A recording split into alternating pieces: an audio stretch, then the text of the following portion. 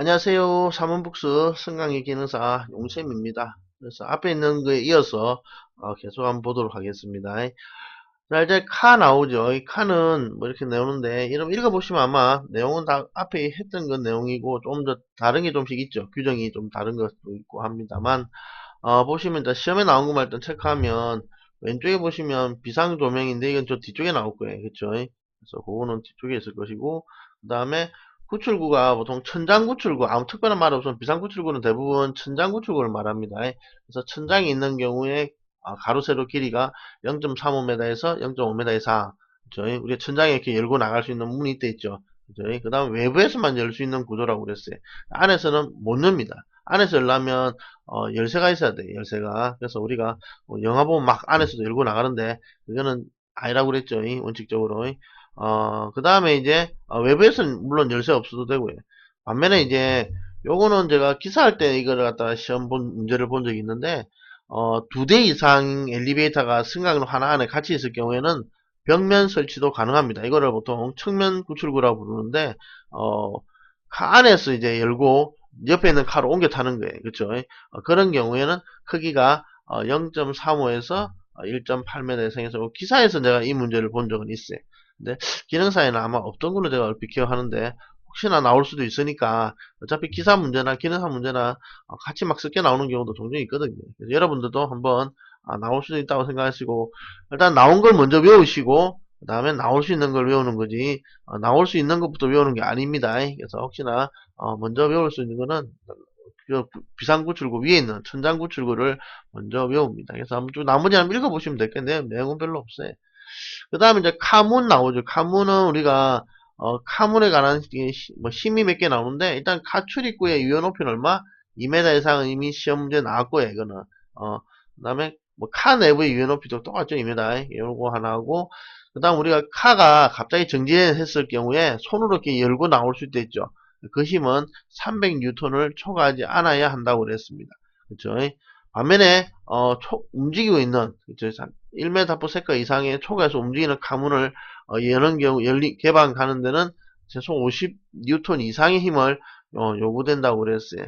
그 다음에 하나 더 있던 게 아마 요 왼쪽에 있는 카 닫힘을 저지하려는 데 필요한 힘은 150N 이하에서 총 3개의 힘이 등장합니다. 그래서 요것도 한번 나온 적이 있기 때문에 일단 한번 기억을 해두는 게 낫겠죠. 그 다음에 이제 자연 환기구래 가지고 우리가 환기 시설이 없는데 이게 완전 밀폐가 아니기 때문에 약간의 뭐랄까 공기가 이렇게 움직일 수 있는 구멍 정도는 있는 거예요. 그 면적은 얼마냐 그러면 자연 환기구, 자연 상태 환기구는 유효 면적이 카의 허용 면적의 한 1% 이상 해서 요것도 시험 문제 하나 있어요. 그래서 너무 꽉 막지 말고 약간은 이렇게 틈새가 있으라는 얘기죠. 그렇죠? 완전 밀평이 아니라는 사실을 알 수 있어요. 그 다음에 이제 넘어가서 조명은 카는 보통 카 바닥이나 조작 장치를 50룩스 이하 해가지고 시험에 나온 적이 없습니다. 그러니까 나올 수는 있겠죠. 이 정도 되는데 주로 시험에 나왔던 거는 비상 조명 장치. 그러니까 우리가 조명이 꺼져가지고 전원이 차단됐을 때 비상등이 켜지겠죠.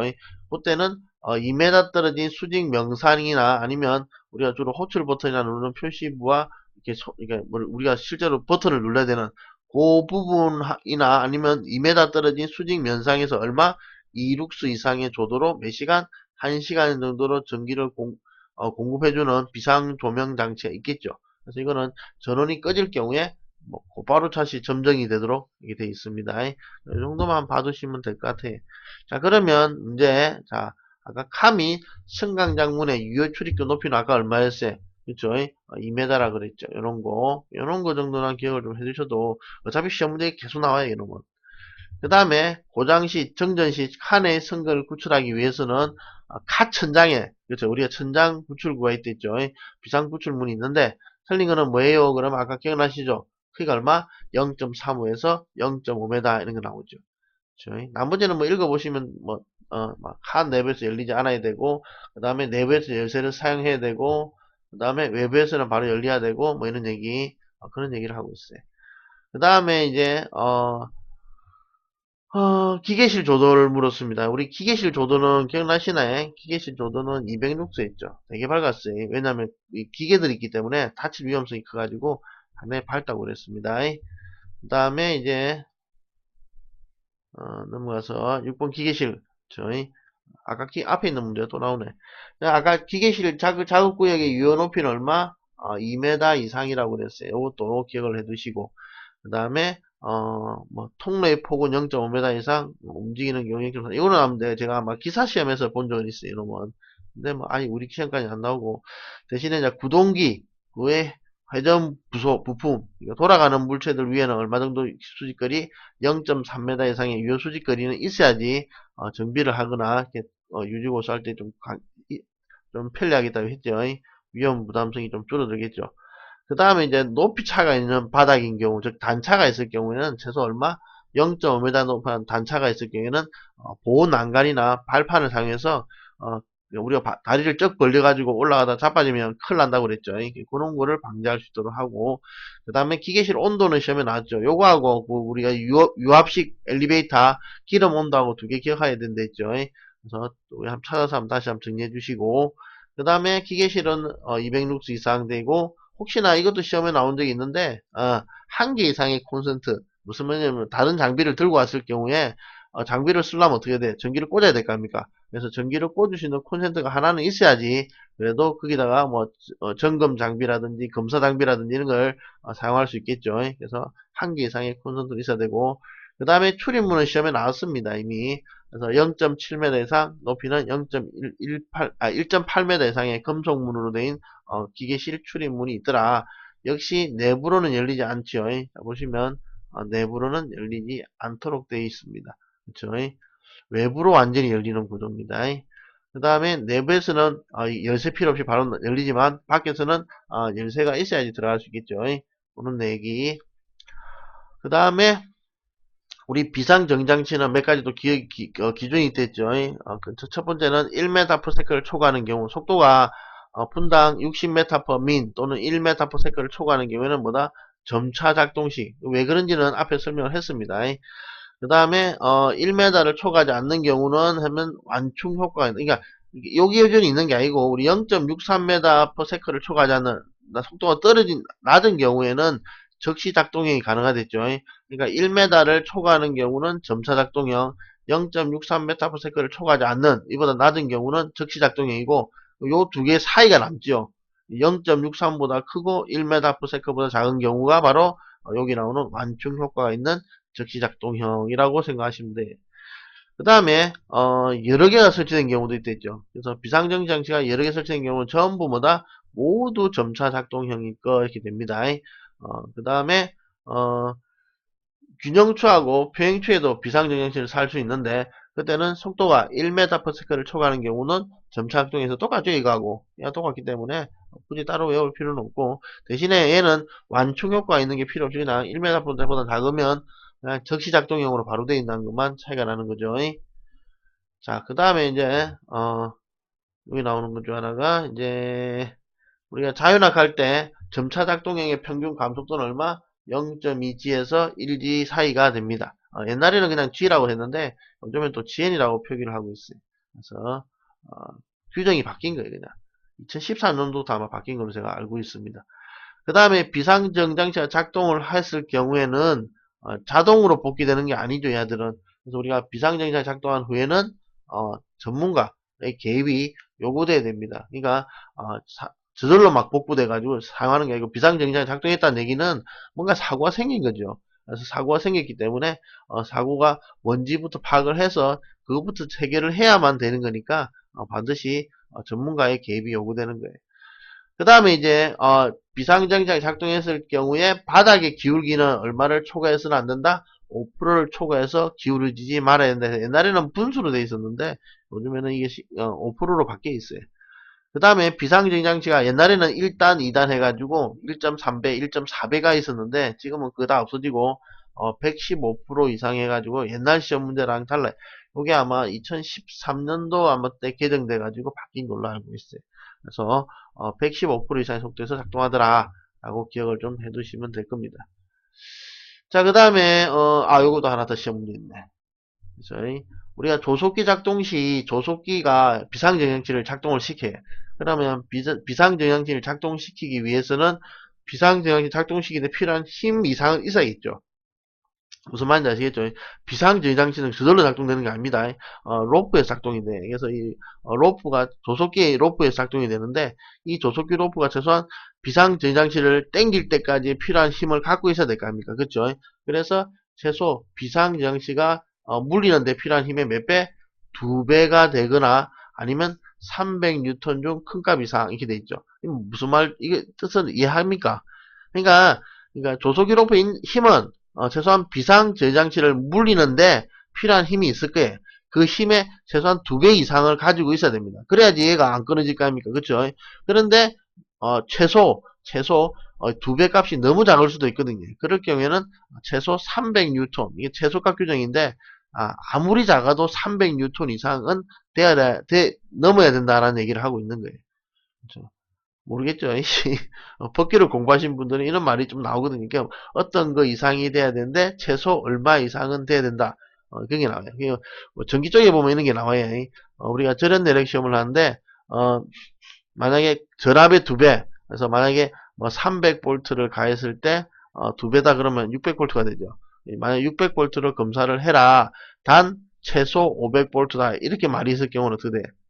이런 말이 있다면 만약에 200V일 경우에 2배를 하면 400V가 되는데 400V를 쓰면 안 되고 최소 500이니까 400V가 나올 경우에는 500으로 해라는 얘기하고 똑같은 거죠.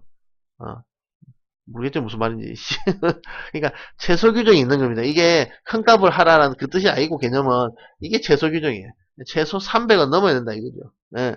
그 중에 넘는 범위 안에서 비상정자를 물리는데 필요한 힘의 2배 이상은 갖고 있으라 라는 뜻이 되는 겁니다.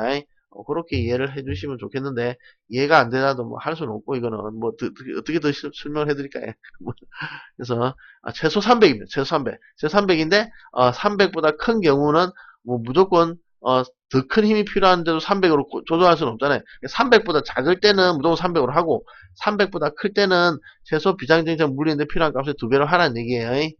그 다음에 유압식 엘리베이터 규정은 우리가 앞에 내었던 규정하고 거의 비슷합니다. 전기식하고 차이 별로 없는데 전기식에 없던 것들만 한 번씩 보시면 돼요. 대표적인 게 바로 가요송 호수가 있어요. 그래서 우리가 가요송 호수는 파워 유닛하고 그 다음에 실린더까지 연결하기 위한 보통 압력 배관 등이 있거든요. 근데 문제는 얘들 위치가 우리가 원하는 모양으로 안 나오면 이렇게 호수를 이렇게 가운데 구부러진 호수들을 붙이는데 얘들도 압력을 버텨야 되겠죠. 그래서 시험에 압력 버티기 위한 안전율 얼마? 8 이상이 돼야 되고 그 다음에 연결 장치는 전부 압력의 몇 배? 5배의 압력을 손상 없이 견딜 수 있는 이렇게 됩니다. 그렇게 기억을 해두시고 그 다음에 로프와 체인 해가지고 우리가 유압식 엘리베이터의 로프와 체인은 기본당 잭당 2가닥으로 되어 있어요. 그래서 잭당 2가닥이다 해서 기억을 해주셔야 되고 그 다음에 체인이나 로프의 최소 파단 하중은 우리 현수 로프가 같습니다. 80% 이상을 견딜 거 이렇게 돼 있죠. 그 다음에 뭐 나머지는 뭐 읽어보시면 될 것 같고 중요한 내용은 아니고 그 다음에 실린저와 플린저는 이렇게 나오는 거 한번 읽어보시고 특별한 얘기는 아니네. 그 다음에 상부 틈하고 하부 틈도 이것도 그냥 읽어보시고 시험에 잘 나오진 않아요. 그 다음에 압력 배관이라는 게 있는데 일단 넘어가고 그러니까 압력이 큰 압력을 받는 배관이겠죠. 그 다음에 요거는 봅시다. 요것도 시험에 나올 가능성이 없네. 요거 하나 기억합시다. 우리가 아까 가요성 호수를 쓴다 했죠. 그러니까 가요성 호수는 가요성이 뭐냐 그러면 구부러진다는 뜻이에요. 그러니까 구부러진 호수가 가요성 호수, 잘 구부러지는 호수예요. 그러면 구부러지니까 이렇게 구부리면 돼, 안 돼? 이렇게 구부리면 압력 받으면 터져나오겠죠, 여기서. 그렇죠? 그러니까 최소 굽힌 반지름 이상, 그러니까 최소 이 밸브는 이 정도 이상을 굽힌 반지름 보다 더 굽히면 안 됩니다라고 아마 제품들이 적혀 있는 게 있을 거예요. 뭐 그거 이상으로 사용하라는 얘기예요. 그래서 말 그대로 어떤 반지름을 뭐 이런 굽힌 반지름이 이렇게 돼 있으면 요 반지름을 말하는 거예요. 요번에 반지름 R을 그렇죠? 그래서 굽힌 반지름 이상 굽히지 못하도록. 그러니까 다르게 말하면 완만하게 굽히라는 얘기입니다. 이게 확 꺾지 말라는 얘기예요. 개념상 그런 얘기를 하고 있는 거예요. 그 다음에 이제 기계식 같은 경우는 너무 계속 똑같은 내용이기 때문에, 거의 같습니다. 그죠? 우리가 전기식하고 거의 같기 때문에 읽어보시면 되고, 그 다음에 이제, 우리 유압식에만 나오는 게 이제 밸브가 있죠. 그래서 우리가 이것도 앞에 봤습니다. 차단 밸브는 뭐였어요? 스톱 밸브로서 하는 역할이 뭐다? 유지 보수용으로, 그죠? 또는, 쓴다 했습니다. 또는 스톱 밸브라고 부른 데 있죠. 차단 밸브, 스톱 밸브. 그 다음 체크 밸브가 있었죠. 체크 밸브는 우리 앞에서 뭐 배웠어요? 한쪽 방향으로만 흐르게 해가지고 브레이크 역할을 해주는 밸브가 체크 밸브라고 그랬죠. 요것도 있고. 그 다음에 압력 릴리프 밸브는, 그죠. 압력이 140V 이상까지 제한을 시키도록 조절할 수 있는 거고, 너무 큰 압력이 걸리지 않도록 하는 게 목적이랬죠. 그 다음에 하강 밸브와 상승 밸브가 있었고, 이때 하강 밸브는 뭐였어요? 만약에 뭐 멈췄을 경우에 조금씩 열어주면 칼을 내릴 수 있는 특징이 있다고 그랬죠. 뭐 그런 거. 그 다음에 럽처 밸브는 이제 뭡니까 그 압력이 어디 압력이었죠, 그렇죠?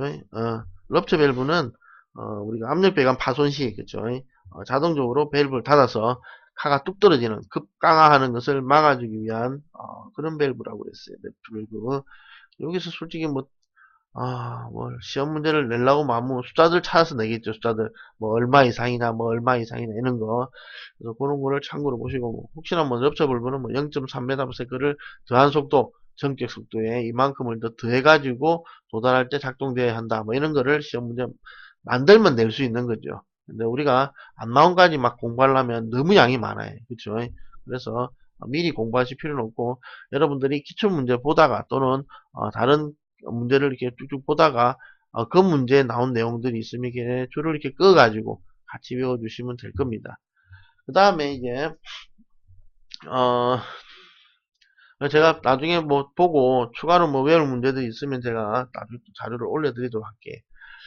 자, 그 다음에 우리가 문제 한번 풀어봅시다. 자, 간접식 유아 엘리베이터 체인은 아까 몇 개? 최소 2가닥 했던 거 기억하시죠? 그 다음에 압력 배관에 대한 설명으로 옳지 않은 것은 건물 벽 관통부에는 자주 사용하지 않는다. 그쵸? 우리가 압력 배관을 건물 벽을 뚫고 설치해 놓으면 뭐 벽에 묻혀 있는 상황이겠죠. 그러면 그 유지 보수하기도 힘들고 그 다음에 뭐 관리하기도 힘들겠죠. 그 다음에 파워 유닛에서 실린더까지를 압력 배관 연결하도록 한다. 우리가 파워 유닛이 그 압력을 만들어내는 기름 탱크라든지 전동기라든지 포함되어 있는 파워 유닛이 있고 거기서 실린더까지를 연결하는 것이 바로 압력 배관입니다. 그 다음에 진동이 건물에 전달되지 않도록 방진고무를 넣어서 건물에 고정시킬 것까지도 맞겠죠. 근데 압력 고무호스는 여유가 없어야 하며 여유가 없으면 너무 타이트하게 붙어 있다는 얘기죠. 그 다음에 일직선으로 연결되어 있어야 한다. 일직선이 나쁘다는 게 아니고 우리가 굽힌 반지름 이상이라고 그랬었잖아요. 그렇죠? 그래서 여유가 있어야 되고 그 다음에 굽힌 반지름 이상만 되면 되는 거죠. 너무 일직선을 하려고 노력할 필요는 없죠. 그 다음에 유압식 승강에서 밸브 작동 압력을 전부와 압력의 140%까지 맞춰 조절할 수 있는 밸브는 누구다? 이게 바로 압력 릴리프 밸브였죠. 그래서 압력 릴리프 밸브에 관한 내용입니다.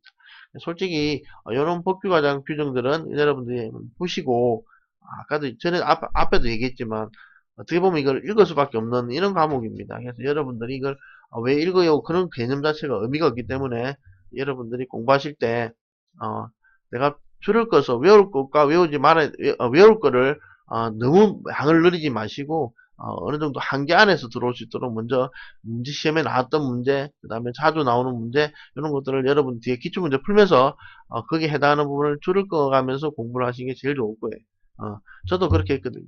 그래서 그런 식으로 정리하신 게 어차피 자주 나온 문제가 자주 나와요. 그런 건 안 틀리고 그 다음에 가끔 나온 문제는 여전히 가끔 나오고 있어요.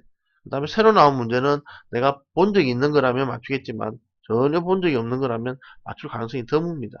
그런 식으로 구성되어 있기 때문에 여러분들이 자주 나오거나 그래도 한 번이라도 나왔던 문제 위주로 해서 공부하시는 게 나아요. 그렇죠? 자, 여기까지 하시고 수고하셨습니다. 그래서 복습을 꼭 해주시고 여러분들이 이걸 다 그냥 한 번씩만 읽어보시고 어떤 게 어떤 내용이 있는지만 그냥 보시고 넘어가시면 돼. 어차피 다 모르옵니다. 그걸 생각하셔야 됩니다. 수고하셨습니다.